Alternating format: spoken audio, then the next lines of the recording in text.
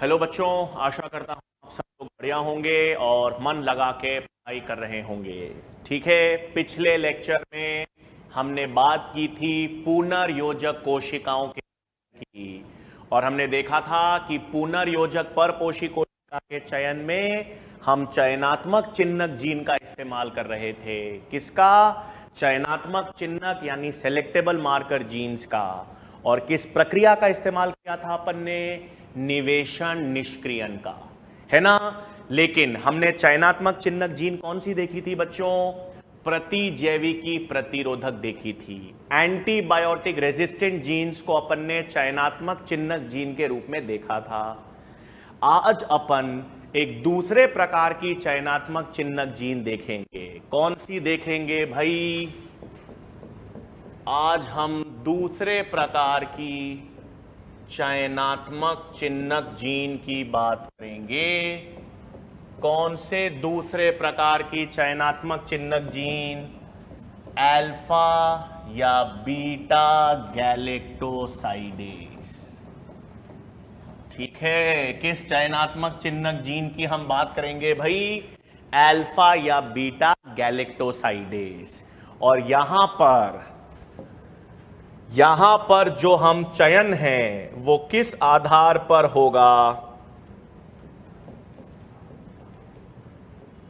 Chromogenic substrate, या जिसे हम कहेंगे भाई रंगीन अभिकारक के आधार पर। ठीक है, तो अब सुनो, पिछले लेक्चर में बच्चों हमने चयनात्मक चिह्नक जीन एंटीबायोटिक रेजिस्टेंट प्रतिजैविकी प्रतिरोधक जीन देखी थी। यहां पर हम चयनात्मक चिह्नक जीन कौन सी यूज करेंगे भाई? अल्फा या बीटा गैलेक्टोसाइडेस। आओ देखते हैं कैसे। तो अपने पास देखो बच्चों, मैं एक सिंपल चार्ट से समझा रहा हूं, ध्यान देंगे। सबसे पहले मैं आपसे कह रहा हूं कि हम कौन सी कोशिका ले लेते हैं? Non recombinant cells. ठीक है भाई, हम कौन सी ले रहे हैं? अपुनर्योजक कोशिका। ठीक है, अपुनर्योजक कोशिका का मतलब बच्चों ऐसी कोशिका जिसमें टारगेट जीन नहीं गई है। अपुनर्योजक कोशिका का मतलब क्या है बच्चों? जिसमें टारगेट जीन निवेशित नहीं है ना भाई। तो टारगेट जीन निवेशित नहीं है। तो अगर बच्चों टारगेट जीन निवेशित नहीं है तो निवेशन निष्क्रियण होगा क्या? है ना। इधर देखो, अगर टारगेट जीन निवेशित नहीं हुई है तो निवेशन निष्क्रियण नहीं होगा। क्या नहीं होगा बच्चों? निवेशन निष्क्रियण नहीं होगा। अब बच्चों अगर निवेशन निष्क्रियण नहीं होगा तो चयनात्मक चिह्नक जीन क्रियाशील रहेगी, है ना भाई। टारगेट जीन अगर होती तो वो किसकी जगह? चयनात्मक चिह्नक जीन की जगह पर ही तो चली जाती।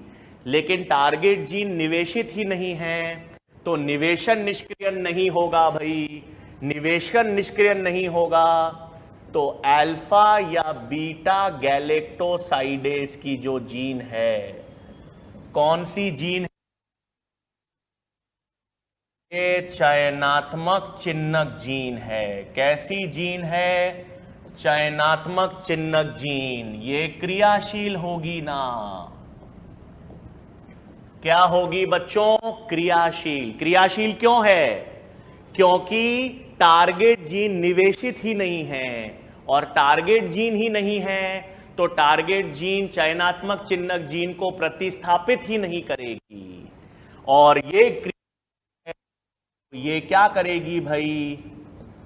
अभिकारक का उपापचय। किसका? बिल्कुल सही, उपापचय होगा और कैसा रंग दिखाई देगा? ब्लू। कैसी कॉलोनीज आएंगी भाई? ब्लू। ब्लू कॉलोनी मतलब जीवाणु जो परपोषी कोशिका हैं वो सब किस रंग के होंगे? नीले रंग के होंगे। क्या हुआ भाई? देखो, हम बात कर रहे हैं उन परपोषी जीवाणु की जिसमें टारगेट जीन नहीं गई। जिनमें टारगेट जीन नहीं गई बच्चों, उनमें निवेशन निष्क्रियण नहीं हुआ होगा। निवेशन निष्क्रियण नहीं हुआ होगा तो चयनात्मक चिन्हक जीन जो अल्फा या बीटा गैलेक्टोसाइडेज की जीन है वो क्रियाशील होगी। वो क्रियाशील है तो वो रंगीन अभिकारक का क्या करेगी? उपापचय, और उसके उपापचय से रंगीन कॉलोनी आएंगी, ब्लू कॉलोनीज। ठीक है, अब इसका बिल्कुल उल्टा करें क्या? इसका बिल्कुल उल्टा करते हैं भाई। हां, अब कौन सी? यदि पुनर्योजक परपोषी कोशिका, कौन सी आ जाए भाई? पुनर्योजक परपोषी कोशिका। पुनर्योजक परपोषी कोशिका का मतलब पुनर्योजक हमारी टारगेट जीन गई है। इसमें क्या है भाई? टारगेट जीन निवेशित है। क्या है बच्चों? टारगेट जीन निवेशित हो रखी है, टारगेट जीन उपस्थित है, तो निवेशन निष्क्रियण होगा? बिल्कुल होगा भाई। टारगेट जीन निवेशित है तो निवेशन निष्क्रियण होगा, तो चयनात्मक चिन्हक जीन निष्क्रिय हो गई। उसी की जगह पे तो टारगेट जीन निवेशित हुई है, तो क्या हो गया भाई? अल्फा या बीटा गैलेक्टोसाइडेज जो जीन है, कौन सी जीन है भाई? ये चयनात्मक चिन्हक जीन है। ये क्या हो गई? निष्क्रिय। ये निष्क्रिय हो गई क्योंकि इसी की जगह पर तो टारगेट जीन निवेशित हुई है। पिछले लेक्चर में टेट्रासाइक्लिन प्रतिरोधक जीन चयनात्मक चिन्हक जीन थी, उसकी जगह पर टारगेट जीन आई थी। यहां पर इस चयनात्मक चिन्हक जीन की जगह ये टारगेट जीन आई है, तो ये चयनात्मक चिन्हक जीन निष्क्रिय हो गई। तो अब रंगीन अभिकारक का उपापचय होगा क्या? रंगीन अभिकारक का उपापचय नहीं होगा, है ना भाई? अब रंगीन अभिकारक का उपापचय नहीं होगा क्योंकि चयनात्मक चिन्हक जीन तो है ही नहीं उसको उपापचय करने के लिए। होगा कैसे? रंगहीन नहीं आएगा तो कैसी कॉलोनीज बनेंगी बच्चों? वाइट। तो पुनर्योजक परपोषी कोशिका कैसी कॉलोनीज बनाएंगे? वाइट। और अपुनर्योजक कोशिकाएं कैसी कॉलोनीज बनाएंगी? रंगीन या ब्लू। तो इस सिस्टम में अपन ने चयनात्मक चिन्हक जीन, अपन ने पुनर्योजक कोशिकाओं का चयन किया है। पुनर्योजक कोशिकाओं के चयन में किसका यूज किया? पुनर्योजक कोशिकाओं के चयन में किसका यूज किया? चयनात्मक चिन्हक जीन का, अल्फा या बीटा गैलेक्टोसाइडेज का। और प्रक्रिया जब टारगेट जीन है तो चयनात्मक जीन का निवेशन निष्क्रियण होगा, जब टारगेट जीन नहीं है तो चयनात्मक चिन्हक जीन का निवेशन निष्क्रियण नहीं होगा। ठीक है बच्चों, क्लियर है बिल्कुल चीज? ठीक है। अब भाई आज हम अब किसकी बात करेंगे? जीन ट्रांसफर की। किस तकनीक की बात करेंगे हम? जीन स्थानांतरण। ये क्या है भाई, इधर देखेंगे जीन स्थानांतरण अप्रत्यक्ष यानी इनडायरेक्ट,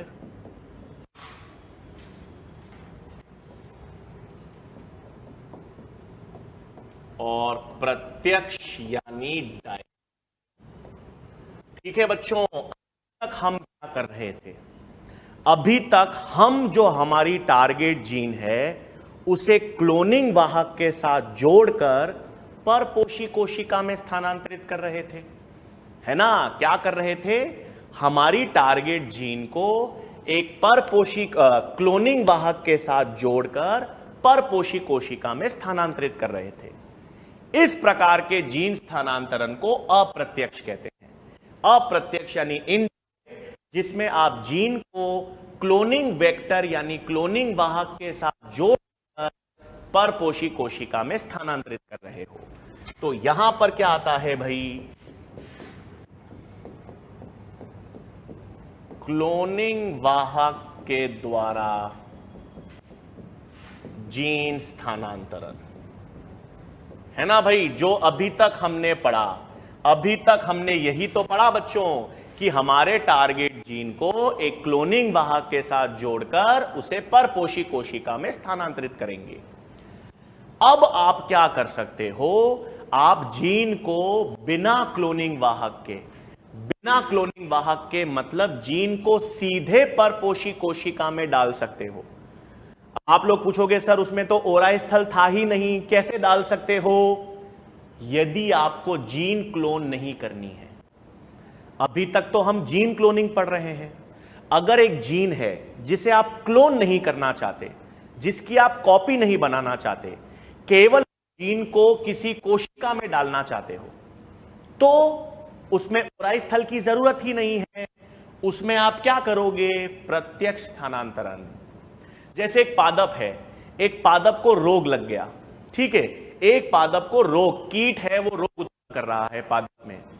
अब आप चाहते हो कि मैं उसमें कीट प्रतिरोधक जीन डाल दूं, है ना। एक पादप है जो कीट रोग उत्पन्न हो रहा है उसमें, तो अगर उस पादप को मुझे कीट प्रतिरोधक बनाना है तो एक कीट प्रतिरोधक जीन है जो मैं उस पादप में, तो मैं सीधे डाल सकता हूं ना, स्थानांतरण कर सकता हूं उस जीन का थोड़ी क्लोनिंग करनी है मुझे।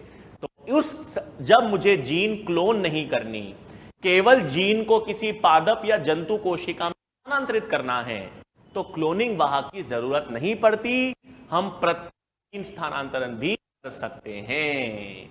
तो अब हम किसकी बात करेंगे भाई, प्रत्यक्ष जीन स्थानांतरण।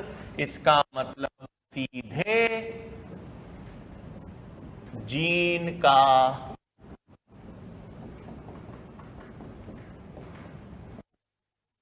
में स्थानांतरण, है ना भाई। तो अब हम किसकी बात करेंगे, प्रत्यक्ष जीन स्थानांतरण की बात करेंगे। ऐसी तकनीक जिससे हम सीधे डीएनए को कोशिका में डाल सके। ठीक है भाई, चलो अब हमारे पास प्रत्यक्ष जीन स्थानांतरण या जिसे हम कहते हैं डायरेक्ट जीन ट्रांसफर। ठीक है भाई, इसमें हम कौन कौन से मेथड्स पढ़ेंगे। इसमें हम सबसे पहला मेथड पढ़ते हैं बायोलिस्टिक्स, या जिसे कहते हैं बच्चों जीन गन्स। ठीक है, क्या करते हैं इसमें, पहली तकनीक कौन सी है, जीन गन्स या बायोलिस्टिक्स। इसमें क्या करते हैं बच्चों, हम लोग गोल्ड या टंगस्टन मेटल यूज करते हैं। ठीक है, गोल्ड या टंगस्टन का मेटल यूज करते हैं।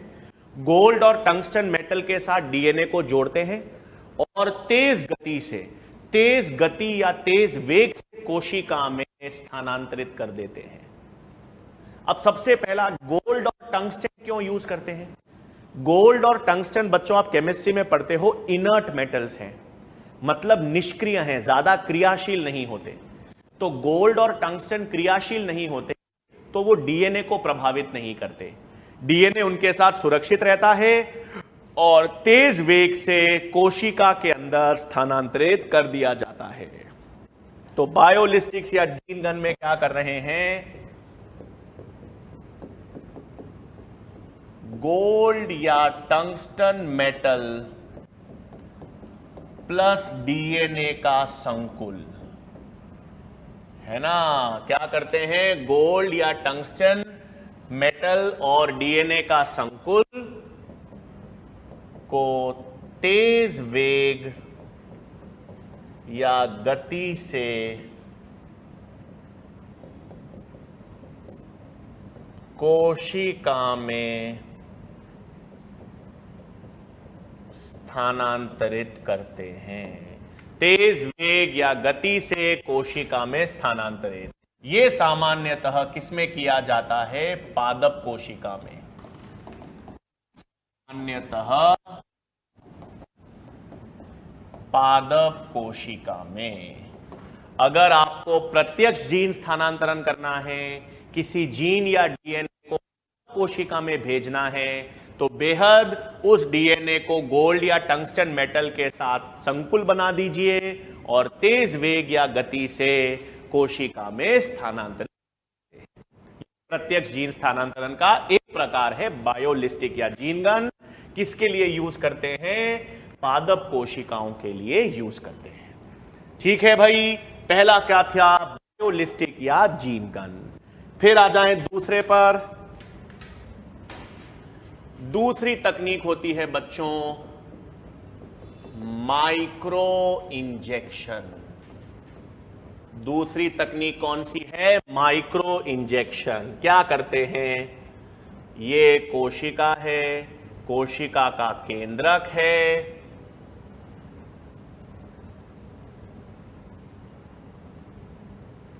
बिल्कुल एक सूक्ष्म नीडल होती है या एक माइक्रो नीडल है। उस सूक्ष्म नीडल या माइक्रो नीडल से आप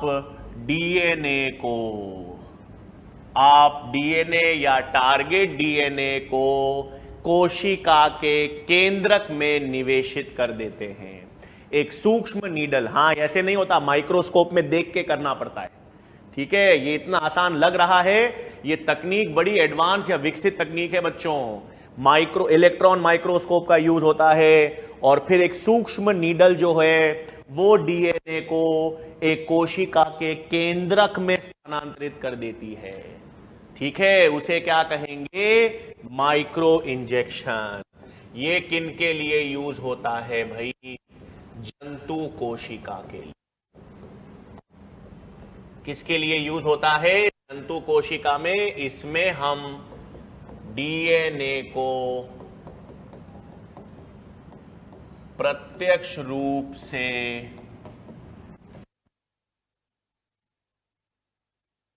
माइक्रो नीडल द्वारा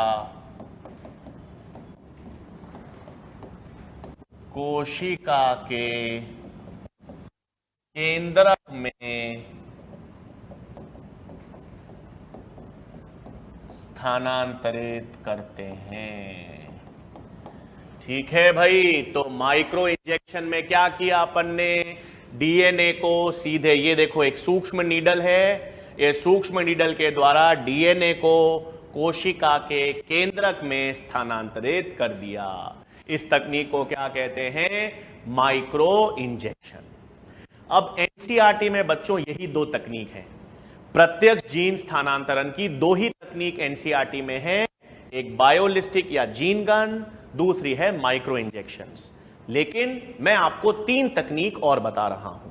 ठीक है भाई, तीन तकनीक और कौन सी हैं। तीसरी तकनीक आती है बच्चों जिसे हम कहते हैं इलेक्ट्रोपोरेशन। तीसरी तकनीक क्या है, इलेक्ट्रोपोरेशन। इसमें क्या करते हैं, इलेक्ट्रोपोरेशन में हम एक कोशिका पर विद्युत क्षेत्र का उपचार करते हैं। जैसे ही आप कोशिका में विद्युत क्षेत्र का उपचार करते हो, विद्युत क्षेत्र के कारण प्लाज्मा झिल्ली में छेद हो जाते हैं, और जैसे ही कोशिका के प्लाज्मा झिल्ली में छेद हो गए, उन छेद से डीएनए कोशिका में प्रवेश कर जाता है। हां, तो इलेक्ट्रोपोरेशन में क्या करते हैं, विद्युत क्षेत्र के द्वारा, है ना भाई, किसके द्वारा, एक विद्युत क्षेत्र के द्वारा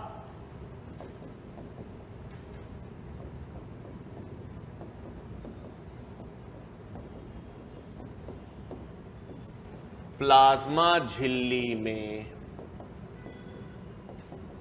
छेद उत्पन्न किए जाते हैं,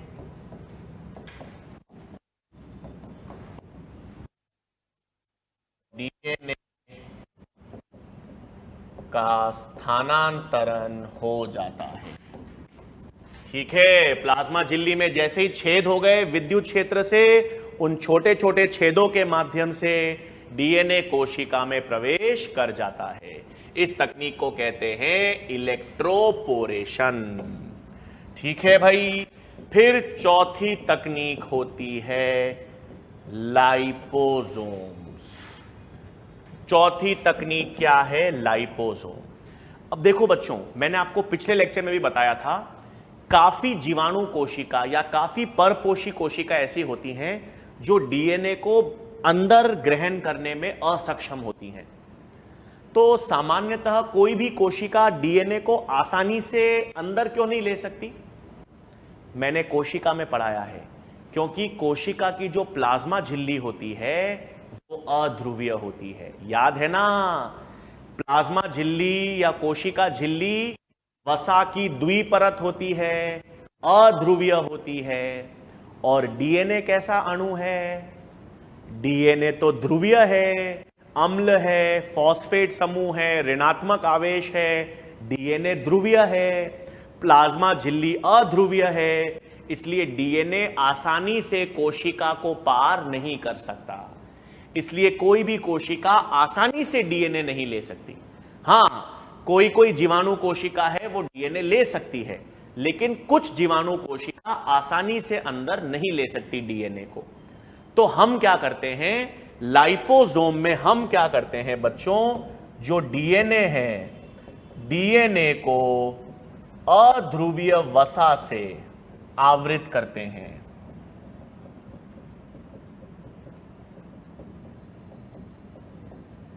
क्या करते हैं भाई, डीएनए को अध्रुवीय वसा से आवृत करते हैं, उसे कहते हैं लाइपोसोम। ठीक है, मतलब आपके पास ये डीएनए है, इस डीएनए को आपने वसा से आवृत कर दिया। किससे आवृत कर दिया भाई? वसा से। वसा तो अध्रुवीय है, डीएनए को आपने वसा से आवृत कर दिया, लाइपोसोम बन गया। अब ये आसानी से कोशिका के भीतर विसरित हो जाता है और कोशिका के अंदर पहुंच जाता है। इस तकनीक को क्या कहते हैं? लाइपोसोम। और कोशिका के भीतर विसरण। ठीक है बच्चों, किसके भीतर विसरण हो गया? कोशिका के भीतर। तो अपन ने क्या किया भाई, डीएनए तो ध्रुवीय है, आसानी से कोशिका झिल्ली के पार नहीं जाएगा, तो अपन ने उसको एक अध्रुवीय वसा से आवृत किया। और डीएनए को जब आप अध्रुवीय वसा से आवृत हो, है ना, डीएनए को आपने वसा से आवृत कर दिया, तो इस संरचना को लाइपोसोम, इसी संरचना को क्या कहेंगे? लाइपोसोम। और इसी के कारण कोशिका के भीतर विसरण डीएनए का हो जाता है। ठीक है बच्चों, तो ये 4 तकनीक याद रखनी है। माइक्रो इंजेक्शन और बायोलिस्टिक या जीन गन तो एनसीईआरटी में है। ये 2 प्रत्यक्ष जीन स्थानांतरण की तकनीक है, और 2 और बता दी बच्चों मैंने आपको, इलेक्ट्रोपोरेशन जो विद्युत क्षेत्र के द्वारा, और लाइपोसोम जिसमें हमने डीएनए को वसा से क्या कर दिया? आवृत। तो ये तकनीक आपको याद रखनी है प्रत्यक्ष जीन स्थानांतरण के लिए। ठीक है भाई, चलो अब क्या आता है, एक और तकनीक है जिसके द्वारा डीएनए कोशिका के भीतर जाएगा। हां, उसमें हम वो टॉपिक कौन सा है भाई, कॉम्पिटेंट होस्ट सेल्स, या जिसे हम कहते हैं सक्षम परपोषी कोशिका, है ना बच्चों।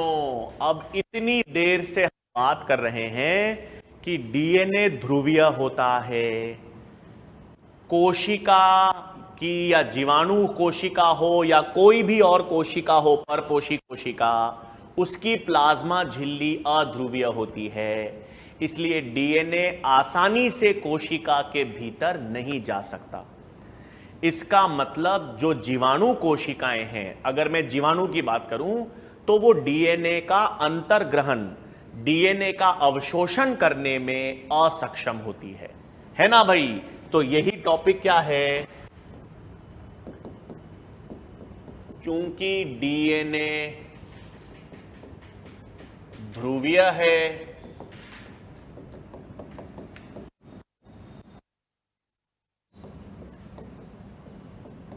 और प्लाज्मा झिल्ली अध्रुवीय,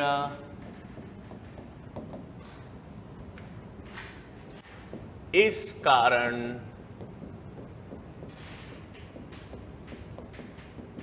परपोषी जीवाणु कोशिका, मैंने जीवाणु लिया है, कोई भी परपोषी कोशिका हो सकती है बच्चों, परपोषी जीवाणु कोशिका डीएनए का अवशोषण करने में क्या होती है, असक्षम।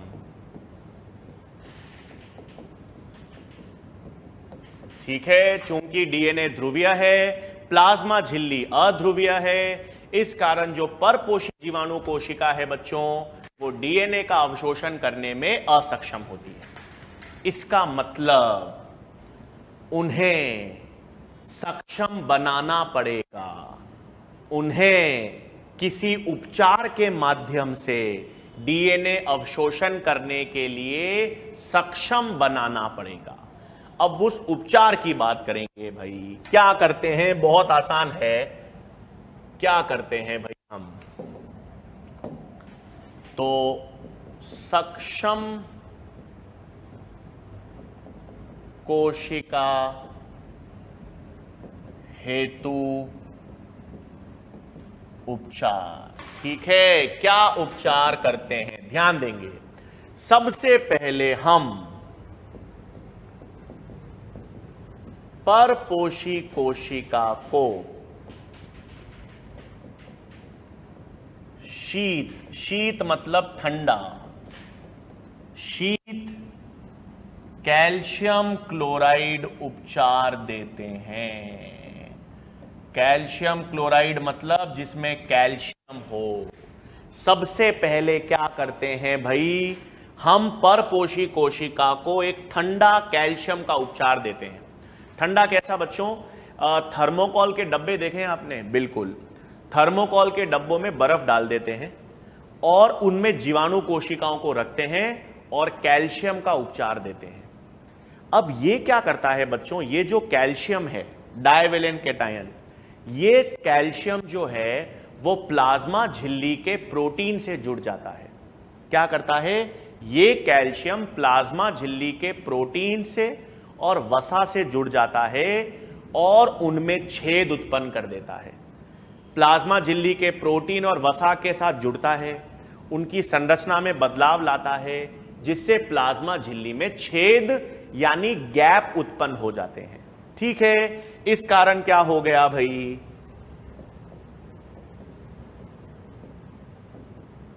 प्लाज्मा झिल्ली में छेद उत्पन्न हो जाते हैं। अब क्या होगा, इसके बाद एक हीट शॉक उपचार देते हैं। हां, हीट शॉक उपचार मतलब छेद तो हो गया प्लाज्मा झिल्ली में, लेकिन उसके बाद जीवाणु कोशिका को 42 डिग्री सेंटीग्रेड पे रखते हैं। अभी तक तो ठंडे बर्फ पर रखा हुआ था, बर्फ पर उनको कैल्शियम का उपचार दिया, बर्फ पे रखने पर कैल्शियम का उपचार दिया तो प्लाज्मा झिल्ली में छेद उत्पन्न हो गए। अब उसके बाद एक हीट शॉक उपचार देंगे। हीट शॉक मतलब उनको 42 डिग्री सेंटीग्रेड पे रखेंगे और 42 डिग्री सेंटीग्रेड में रखने के बाद वो जीवाणु कोशिका या परपोषी कोशिका डीएनए का अवशोषण कर लेगी। अब सच बात तो यह है बच्चों कि ये 42 डिग्री सेंटीग्रेड का उपचार क्यों देना पड़ता है, वैज्ञानिकों को अभी तक स्पष्ट रूप से समझ नहीं आया है। कुछ वैज्ञानिकों का मानना है कि जब उनको आप शीत बर्फ से निकालकर 42 डिग्री सेंटीग्रेड पे रखते हो तो उनकी उपापचय क्रिया एकदम से बढ़ जाती है और वो उपापचय क्रियाओं के कारण वो डीएनए को अंदर ले लेते हैं। लेकिन ये सिर्फ कुछ वैज्ञानिकों का मानना है, सभी वैज्ञानिकों का ये मत नहीं है। काफी वैज्ञानिकों को अभी तक ये समझ नहीं आता कि ये 42 डिग्री सेंटीग्रेड का तापमान वास्तव में कर क्या रहा है। हां, इतना जरूर मालूम है कि ये तापमान देना पड़ता है तभी डीएनए अवशोषित हो पाता है। आपने कैल्शियम का उपचार दे दिया, बर्फ का तापमान दे दिया, शीत तापमान, प्लाज्मा झिल्ली में छेद हो गए, लेकिन डीएनए कोशिका में नहीं जाता। डीएनए तो परपोषी कोशिका में तभी जाएगा जब इसके पश्चात एक हीट शॉक या 42 डिग्री सेंटीग्रेड का तापमान दिया जाए। ठीक है भाई, तो ये किसका टॉपिक था? सक्षम परपोषी कोशिका। सक्षम परपोषी कोशिका में आपको याद रखना है कैल्शियम का उपचार दिया, ठंडे याद रखना शीत कैल्शियम का उपचार जिसने छेद उत्पन्न किया, और फिर 42 डिग्री सेंटीग्रेड का हीट शॉक जिसके पश्चात डीएनए अवशोषित हो जाता है। ठीक है बच्चों, ये था कॉम्पिटेंट होस्ट सेल्स। चलो भाई, अब आते हैं नेक्स्ट तकनीक। अब बेहद इंटरेस्टिंग तकनीक आ रही है हमारे पास, वो है पीसीआर। हां भाई, पॉलीमरेज चेन रिएक्शन। ठीक है, बिल्कुल, ये बहुत इंटरेस्टिंग तकनीक है पॉलीमरेज चेन रिएक्शन। इस तकनीक का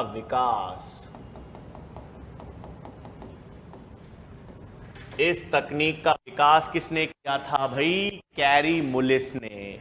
कैरी मुलिस एक वैज्ञानिक हैं जिन्होंने किस तकनीक का विकास किया? पीसीआर या पॉलीमरेज चेन रिएक्शन। अब ये क्या है सुन लो, बहुत मजेदार तकनीक है। पीसीआर या पॉलीमरेज चेन रिएक्शन जो है ना बच्चों, ये एक ऐसी तकनीक है जिसके द्वारा हम डीएनए की मात्रा को बढ़ा सकते हैं। हां, पीसीआर एक ऐसी तकनीक है जिसके द्वारा डीएनए की मात्रा को बढ़ाया जाता है। डीएनए की मात्रा को बढ़ाने को कहते हैं डीएनए का आवर्धन किया जाता है। अब डीएनए की मात्रा बढ़ा रहे हो, डीएनए की मात्रा कैसे बढ़ाएंगे? डीएनए की मात्रा बढ़ाने का एक ही तरीका है, प्रतिकृतिकरण। तो अगर पीसीआर से आप डीएनए की मात्रा बढ़ा सकते हो तो जीन की भी क्लोनिंग कर सकते हो, जीन की भी बहुत सारी कॉपीज बना सकते हो। हां, पीसीआर 1983 के बाद ये बायोटेक्नोलॉजी या जैव प्रौद्योगिकी में ये एक रेवोल्यूशन लेकर आ गई तकनीक। पीसीआर एक ऐसी तकनीक है, बट ये महंगी है बच्चों। पीसीआर की मशीन जो आती है वो 30 से 35 लाख तक की आती है, उससे महंगी भी आती है। ठीक है, तो 30, 35, 40, 50 लाख तक की पीसीआर मशीन आती है, तो हर कोई अफोर्ड नहीं कर सकता इसको। ठीक है, बट पीसीआर एक ऐसी तकनीक है बच्चों जिसके द्वारा हम डीएनए की मात्रा को बढ़ा सकते हैं, जीन की मल्टीपल या कई सारी कॉपीज का निर्माण कर सकते हैं। तो हम क्या लिखेंगे भाई पीसीआर में?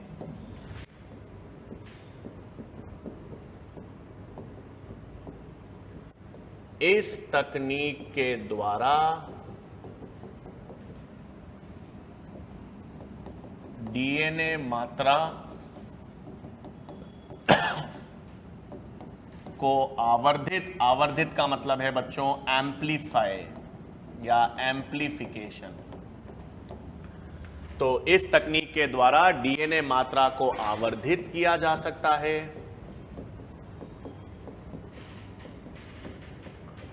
तथा जीन की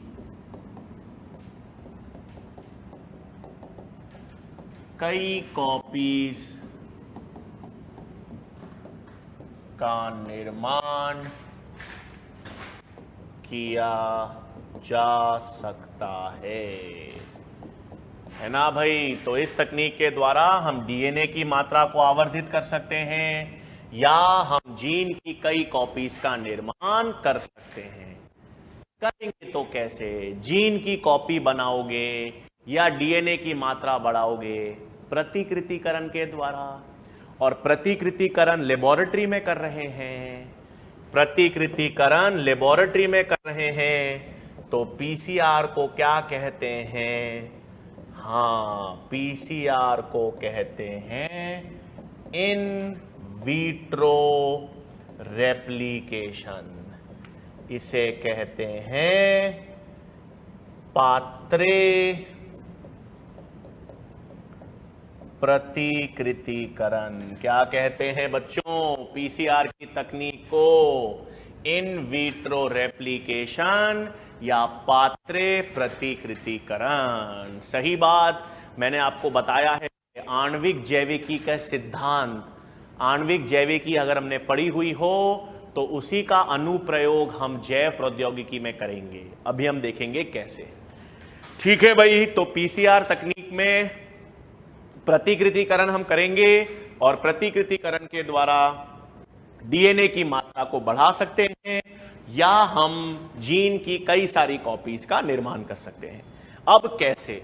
तो अब हम बात करेंगे पीसीआर के पद की। ठीक है बच्चों, अब आएंगे पीसीआर के पद। ठीक है, 3 पद होते हैं बच्चों पीसीआर में। डीनेचरेशन या जिसे हम कहते हैं विकृतीकरण,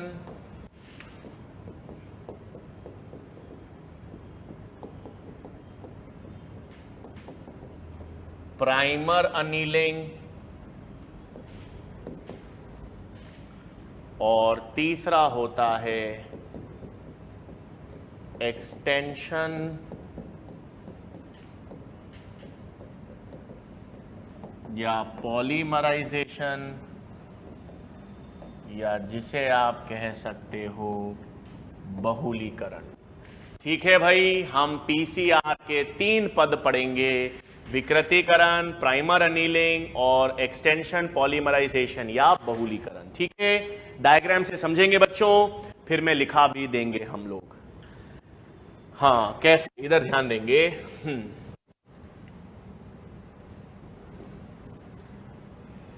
ठीक है बच्चों, मान लेते हैं ये हमारे पास एक डीएनए है और इस डीएनए का हमको पीसीआर करना है या आवर्धन करना है।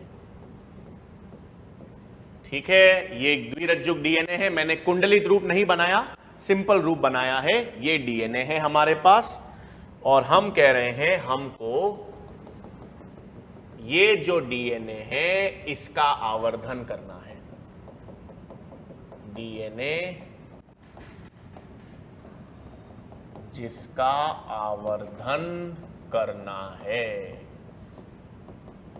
अब जब प्रतिकृतिकरण कोशिका के अंदर होता है बच्चों, हमने पढ़ा था, यदि प्रतिकृतिकरण हमारे अंदर हो रहा है ना, प्रतिकृतिकरण अपने अंदर हो रहा था, तो प्रतिकृतिकरण ओराई स्थल से प्रारंभ होता है। ओराई स्थल से, यहां तो ओराई स्थल की जरूरत नहीं है क्योंकि ये कृत्रिम तरीका है, और वहां पर हाइड्रोजन बॉन्ड टूटते थे और डीएनए को अलग अलग रज्जुकों में परिवर्तित किया जाता था। कौन करती थी? हेलिकेज, है ना। अब यहां पर भी हम हेलिकेज यूज कर सकते हैं, लेकिन हेलिकेज यूज करोगे तो एंजाइम का खर्चा बढ़ेगा। तो हमें पता है कि अगर हाइड्रोजन बॉन्ड तोड़ने हैं, डीएनए को एकल रज्जुक में परिवर्तित करना है, तो अधिक तापमान से भी कर सकते हैं, है ना। 80 डिग्री सेंटीग्रेड या उससे ज्यादा का तापमान यूज करो तो हाइड्रोजन बंध टूट जाते हैं और दोनों रज्जुक अलग अलग हो जाते हैं। यही कर सकते हैं, यही करेंगे। यहां क्या करें?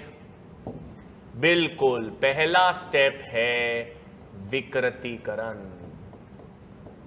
है ना भाई। विकृतीकरण हम करते हैं 90 से 92 डिग्री सेंटीग्रेड। इस तापमान पर हाइड्रोजन बंध टूटेंगे, हाइड्रोजन बंध टूटकर डीएनए जो है वो एकल रज्जुक में परिवर्तित हो जाएगा। बिल्कुल सही, है ना। विकृतीकरण हमने किया, हाइड्रोजन बंध तोड़े, टूट गए, डीएनए एकल रज्जुक में परिवर्तित हो गया। हेलिकेज एंजाइम करने की जरूरत ही नहीं है, सिंपल हाई टेम्परेचर पर हीट कर दिया। ये टेम्परेचर हमारे शरीर में नहीं होगा। हां, हमारे शरीर का तापमान 37 डिग्री सेंटीग्रेड है। 90 से 92 डिग्री सेंटीग्रेड हमारे शरीर में टेम्परेचर नहीं होता। ठीक है भाई, ये विकृतीकरण हुआ। दूसरा अब क्या करेंगे? अब बच्चों प्राइमर जोड़ेंगे, है ना। याद है प्रतिकृतिकरण, याद है ना भाई। प्रतिकृतिकरण करने के लिए प्राइमर चाहिए। हमारे शरीर में तो आरएनए प्राइमर जुड़ते हैं, यहां पर आरएनए प्राइमर जोड़ोगे तो फिर हटाना भी पड़ेगा, तो हम तो डीएनए प्राइमर यूज कर देंगे। तो प्राइमर अनिलिंग जोड़ना है, ये 50 से 55 डिग्री सेंटीग्रेड पे होता है। इसमें 2 डीएनए प्राइमर जोड़ देते हैं। ठीक है, 2 डीएनए प्राइमर 5 से 3, 5 से 3,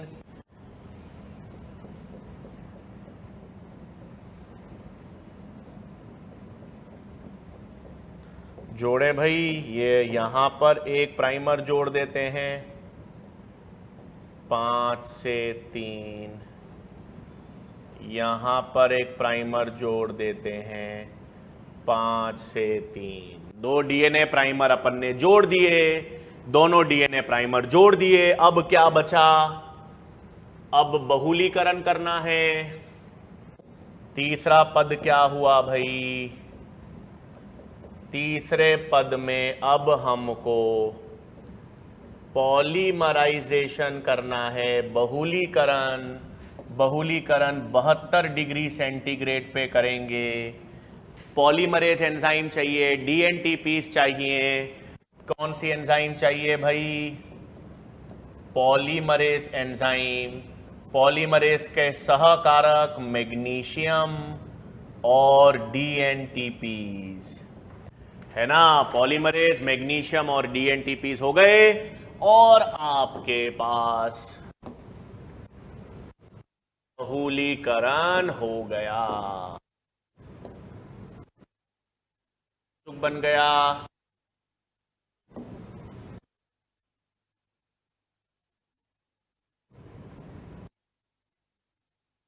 और ये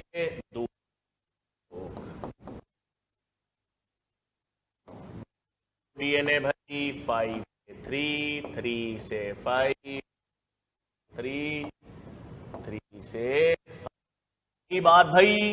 ये 2 डीएनए अपन ने बना दिए। ये तो एक पीसीआर से 2 डीएनए बने, 2 पीसीआर से 4 डीएनए, 3 पीसीआर से 8 डीएनए, 4 पीसीआर से 16, 32, 64, है ना, वो प्रतिकृतिकरण वाला।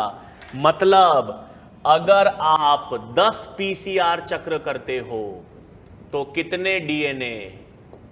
10 की पावर 3। 20 पीसीआर चक्र करते हो 10 की पावर 6। 30 पीसीआर चक्र करते हो 10 की पावर 9। मतलब आप 30 पीसीआर चक्र के द्वारा एक डीएनए से बिलियन कॉपीज बना सकते हो। 1 से 2, 2 से 4, 4 से 8, 8 से 16। यही तो प्रतिकृतिकरण की खासियत है। तो 10 पीसीआर करोगे तो 2 की पावर 10 1024 होता है, मतलब 10 की पावर 3 1000 गुना तक एम्पलीफाई कर सकते हो। 20 चक्र होंगे 10 की पावर 6 30 पीसीआर चक्र, है ना।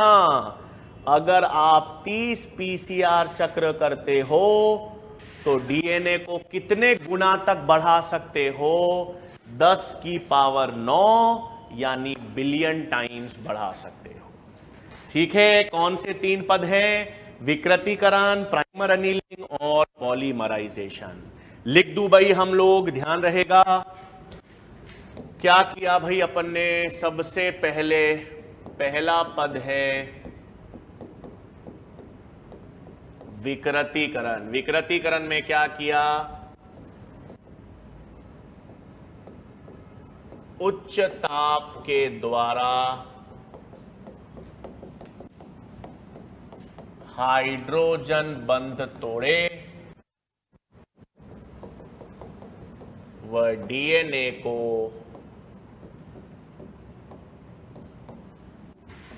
एकल रज्जुक में परिवर्तित किया, है ना भाई। ये क्या किया? विकृतीकरण में उच्च ताप के द्वारा हाइड्रोजन बॉन्ड्स को तोड़कर डीएनए को एकल रज्जुक में परिवर्तित कर दिया। फिर दूसरा पद प्राइमर अनीलिंग। अनीलिंग को कहते हैं बच्चों जोड़ना। तो अपन ने 2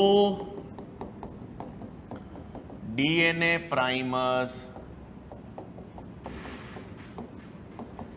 को टेम्पलेट डीएनए पर जोड़ दिया। और तीसरा पद था बहुलीकरण या पॉलीमराइजेशन। इसमें डीएनए पॉलीमरेज एंजाइम, जिसका सहकारक है मैग्नीशियम, एवं डीएनटीपी से बहुलीकरण किया, है ना भाई। हो गया। अब इसमें एक चीज देखो बच्चों, पीसीआर की एक मशीन आती है। पीसीआर की मशीन को आप खोलते हो, उसमें आप डीएनए डालते हो, उसको विकृतीकृत करते हो, फिर उसमें डीएनए प्राइमर डालते हो, फिर उसमें एंजाइम डालते हो, उसे बंद कर देते हो, प्रतिकृतिकरण हो जाता है। अगले प्रतिकृतिकरण में फिर विकृतीकृत करोगे डीएनए को। तो हर प्रतिकृतिकरण में आप डीएनए को विकृतीकृत करोगे और डीएनए को विकृतीकृत उच्च ताप पर करेंगे। तो इस अधिक तापमान पर हर पॉलीमरेज एंजाइम जो है वो निष्क्रिय हो जाती है। मतलब हर बार जब आप पीसीआर करोगे, हर बार पीसीआर में आपको एक नई एंजाइम डालनी पड़ेगी। नई एंजाइम क्यों डालनी पड़ेगी? क्योंकि पुरानी एंजाइम भी अधिक तापमान पर विकृतीकृत हो जाती है। एंजाइम रासायनिक रूप से प्रोटीन्स हैं, उच्च तापमान पर वो भी काम नहीं करते, विकृतीकृत हो जाते हैं। तो आपको हर बार क्या डालनी पड़ेगी? नई पॉलीमरेज एंजाइम। इस दिक्कत से दूर पाने के लिए हम पीसीआर में एक विशेष एंजाइम यूज करते हैं। हां, क्या भाई? पीसीआर में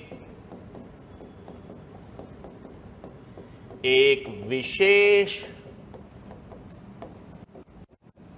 डीएनए पॉलीमरेज का प्रयोग किया जाता है। क्या किया जाता है? विशेष डीएनए पॉलीमरेज का प्रयोग, जिसे कहते हैं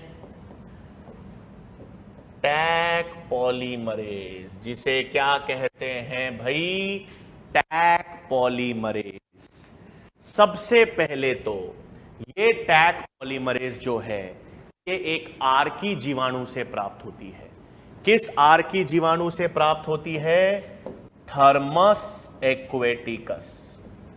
इसका नाम ही TAQ इसलिए है, थर्मस एक्वेटिकस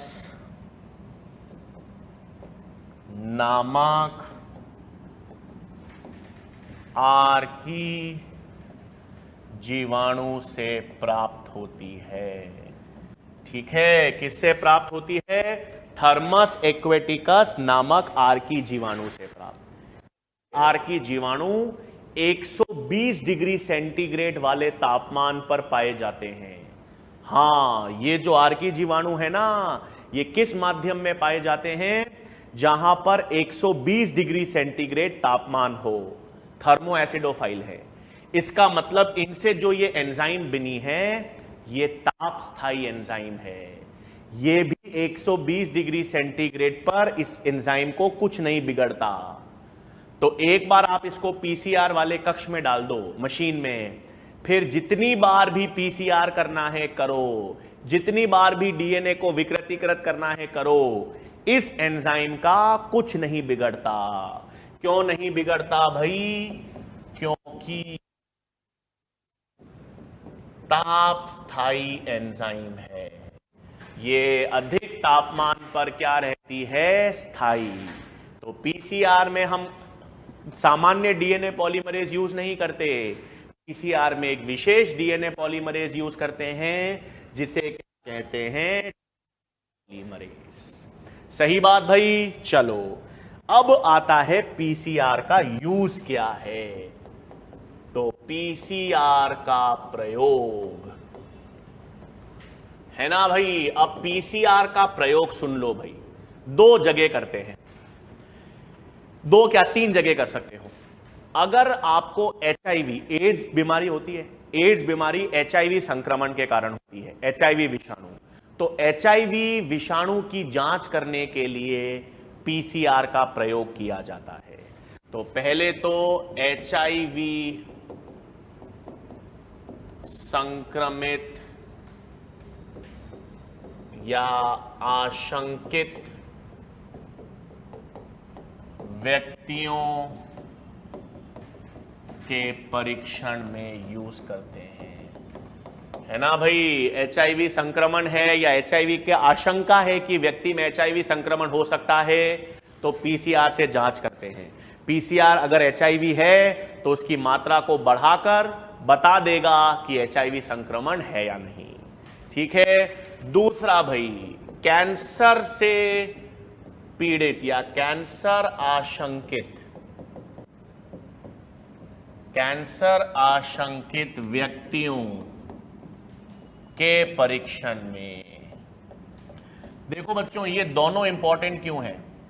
बहुत बार ऐसा होता है बच्चों की कैंसर की जांच जल्दी नहीं कर पाते, एचआईवी संक्रमण की जांच जल्दी नहीं कर पाते। हां, सामान्यतः तो हम किसी भी रोग की जांच कब करते हैं?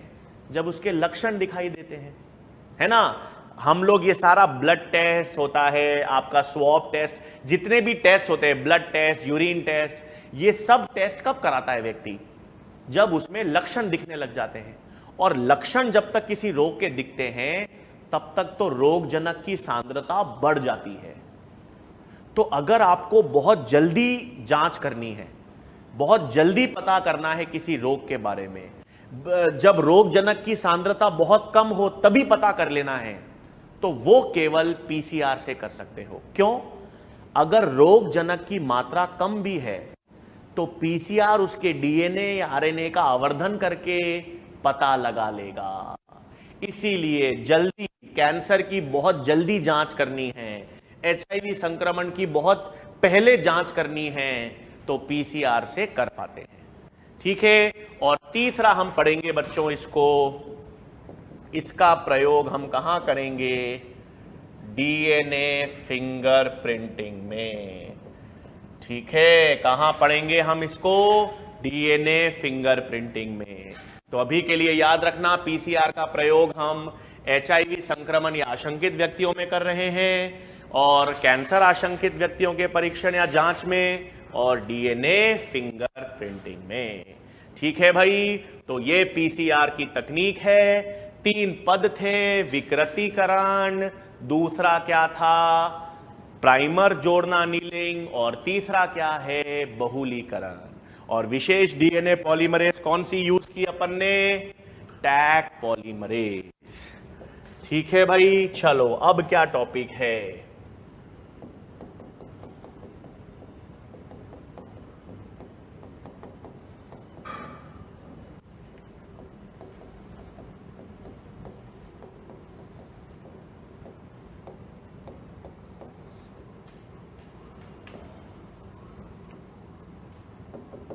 हाँ भाई, अब हम किस टॉपिक की बात करेंगे? अब हम बात करेंगे डीएनए यानी आनुवांशिक पदार्थ का पृथक्करण। किसकी बात करेंगे भाई? डीएनए या आनुवांशिक पदार्थ के पृथक्करण की।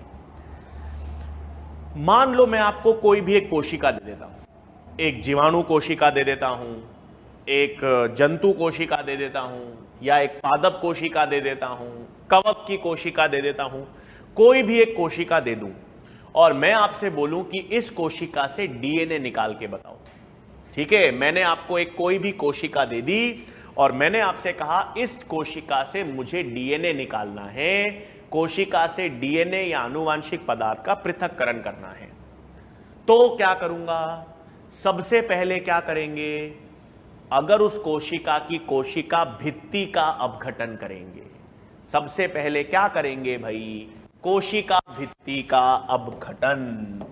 तो अपने पास आनुवांशिक पदार्थ के पृथक्करण में पहला पद है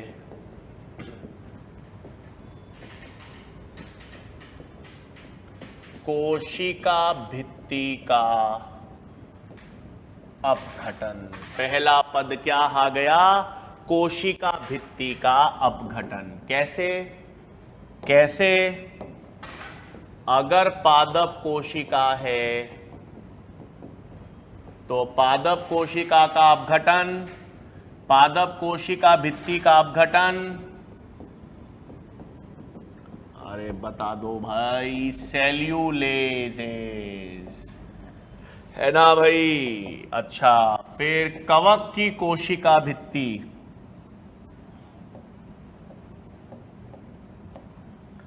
कवक की कोशिका भित्ति काइटिन से बनी होती है, तो काइटिनेस का प्रयोग, कवक के लिए काइटिनेस, के लिए सेल्यूलेस। जीवाणु, जीवाणु की कोशिका भित्ति याद है क्या? पेप्टिडोग्लाइकेन से बनती है और पेप्टिडोग्लाइकेन को नष्ट कौन करती है? लाइसोजाइम, है ना भाई? जीवाणु की कोशिका भित्ति पेप्टिडोग्लाइकेन से बनी है, उसको कैसे नष्ट किया जाता है? लाइसोजाइम से। कवक की कोशिका भित्ति काइटिन से बनी है, उसको किससे नष्ट किया जाएगा? काइटिनेस से। पादप की कोशिका भित्ति में सेल्यूलोज होता है, सेल्यूलेजेस से। पहले आपने कोशिका भित्ति का अपघटन कर दिया, सही बात। अब कोशिका खुल गई। अब कोशिका में डीएनए के साथ तो आरएनए और प्रोटीन्स भी होते हैं, तो आरएनए और प्रोटीन्स को हटाना पड़ेगा, है ना भाई? कोशिका तो अपघटन कर दिया, फिर क्या करना पड़ेगा? आरएनए एवं प्रोटीन को हटाना पड़ेगा। ठीक है, तो आरएनए को कैसे हटाते हैं? आरएनए को हटाने के लिए, यानी आरएनए को नष्ट करने के लिए क्या यूज करेंगे? आरएनएजेस, है ना? आरएनएजेस क्या है भाई? एंजाइम जो आरएनए का अपघटन करती हैं। प्रोटीन्स को हटाने के लिए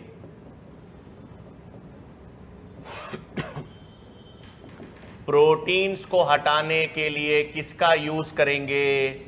प्रोटीएजेस, है ना? प्रोटीन का अपघटन कौन करेगा? प्रोटीएजेस। आरएनए का अपघटन कौन करेगा? आरएनएजेस। सही। अब ये तो दो तरीके, भित्ति,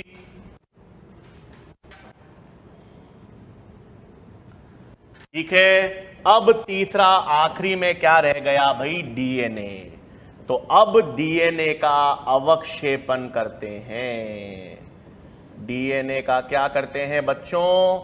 अवक्षेपण। इसको हम अंग्रेजी में कहते हैं प्रेसिपिटेशन।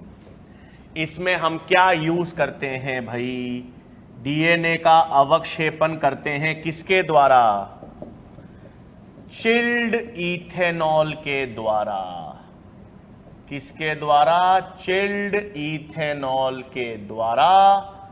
और उस प्रक्रिया को हम किस नाम से जानते हैं? स्पूलिंग। उस तकनीक को क्या कहते हैं? स्पूलिंग। भाई बहुत आसान है।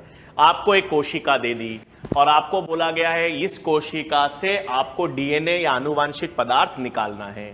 तो सबसे पहले तो आपने कोशिका भित्ति का अपघटन कर दिया। कोशिका भित्ति का अपघटन एंजाइम्स के माध्यम से कर दिया। अब कोशिका फट गई, आपके पास कोशिका आ गई। अब उसमें आरएनए है, डीएनए है, प्रोटीन्स हैं। तो पहले आरएनए और प्रोटीन्स को हटा देते हैं। आरएनए और प्रोटीन्स को कैसे? आरएनए को हटाने के लिए आरएनएजेस का इस्तेमाल कर दिया, प्रोटीन्स को हटाने के लिए प्रोटीएजेस का इस्तेमाल कर दिया। अब बच गया डीएनए। डीएनए को अपन चिल्ड इथेनॉल, एक ग्लास रॉड लेते हैं बच्चों, ग्लास रॉड को इथेनॉल में डिप करते हैं और कोशिका में डाल देते हैं। तो डीएनए इथेनॉल के कारण अवक्षेपित या प्रेसिपिटेट हो जाता है और उसे बाहर निकाल लेते हैं। तो जब हम इथेनॉल के द्वारा डीएनए का अवक्षेपण करते हैं तो उस तकनीक को क्या कहेंगे? उस तकनीक को हम स्पूलिंग कहते हैं। चिल्ड इथेनॉल के द्वारा जब आप डीएनए का अवक्षेपण कर लोगे तो उस तकनीक को क्या कहेंगे बच्चों? स्पूलिंग कहेंगे। ठीक है भाई, तो ये आपके पास डीएनए का पृथक्करण हो गया। भित्ति को अपघटित कर दिया, आरएनए प्रोटीन को हटा दिया और डीएनए का अवक्षेपण। अब क्या क्या कर चुके हैं अपन? देखो, अपन ने रेस्ट्रिक्शन एंजाइम, सबसे पहले रेस्ट्रिक्शन एंजाइम को यूज करके डीएनए को काट दिया। क्लोनिंग वेक्टर समझ लिया, क्लोनिंग वेक्टर के प्रकार देख लिए, परपोषी कोशिका के हिसाब से कौन सा क्लोनिंग वेक्टर यूज करना है देख लिया, जीन की साइज छोटी है या बड़ी उस आधार पे कौन से क्लोनिंग वेक्टर का चयन करना है देख लिया। क्लोनिंग वेक्टर से टारगेट डीएनए को जोड़कर पुनर्योजक डीएनए बना दिया। अब इस पुनर्योजक डीएनए को परपोषी कोशिका में भी डाल दिया। वो परपोषी कोशिका में पहुंचा या नहीं पहुंचा, कौन सी परपोषी कोशिका में पहुंचा, उस पुनर्योजक परपोषी कोशिका का चयन भी कर लिया। पता भी कर लिया कि पुनर्योजक कोशिका वो है जिसमें हमारा पुनर्योजक डीएनए गया है। अब क्या करेंगे? अब उस पुनर्योजक कोशिकाएं जो हैं, परपोषी कोशिकाएं, उनको बड़े स्तर पे संवर्धित करेंगे, बड़े स्तर पर उनकी वृद्धि करवाएंगे। क्यों? ताकि उनसे प्रोटीन निकाल सको। ज्यादा मात्रा में जैविक उत्पादक चाहिए ना, चाहिए। तो अब क्या कहें भाई, हमको जीन उत्पाद का निर्माण करना है। जीन उत्पाद का निर्माण मतलब प्रोटीन का। ठीक है, तो अपन जो प्रोटीन इस टारगेट जीन से निकालेंगे, ठीक है, पुनर्योजक डीएनए में हमारी टारगेट जीन है, उसी से तो प्रोटीन निकालना है। उस प्रोटीन को क्या कहोगे? उस प्रोटीन को पुनर्योजक प्रोटीन कहेंगे। ठीक है ना भाई? तो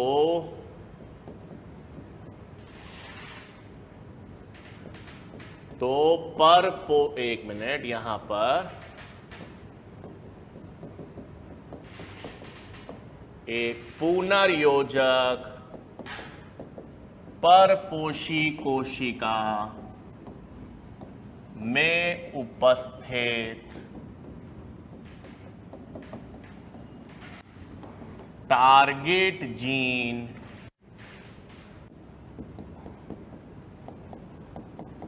से उत्पादित प्रोटीन को क्या कहेंगे? पुनर्योजक प्रोटीन कहा जाता है ना भाई? पुनर्योजक परपोषी कोशिका है, उसमें जो टारगेट जीन है, उस टारगेट जीन से उत्पादित प्रोटीन को क्या कहेंगे? पुनर्योजक प्रोटीन। और अगर इस पुनर्योजक प्रोटीन को ज्यादा मात्रा में, अधिक मात्रा में उत्पादित करना है तो इन पुनर्योजक परपोषी कोशिकाओं को बड़े स्तर पर संवर्धित करना पड़ेगा। और पुनर्योजक परपोषी कोशिका को बड़े स्तर पर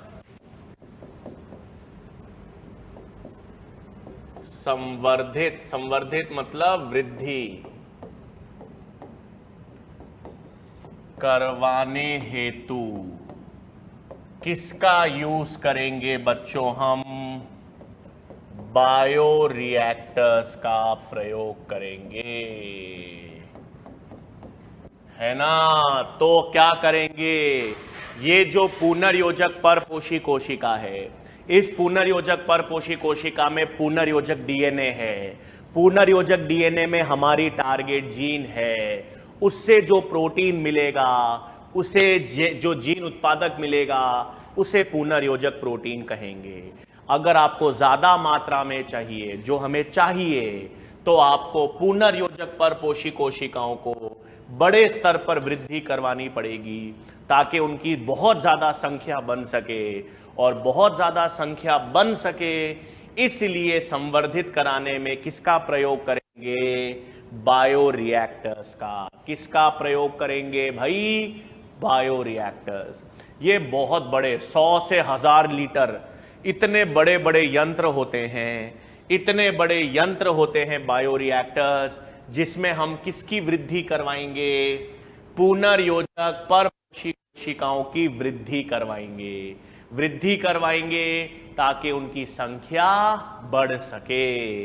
इन बायो रिएक्टर्स का वॉल्यूम कितना भाई? 100 से 1000 लीटर तक होता है। ठीक है बच्चों, तो ये बायो रिएक्टर्स कैसे काम करते हैं वो हम अगले लेक्चर में देखेंगे।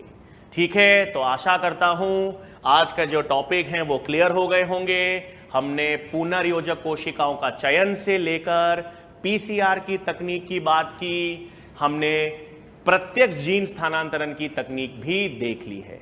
तो आई होप बच्चों चीजें क्लियर होंगी।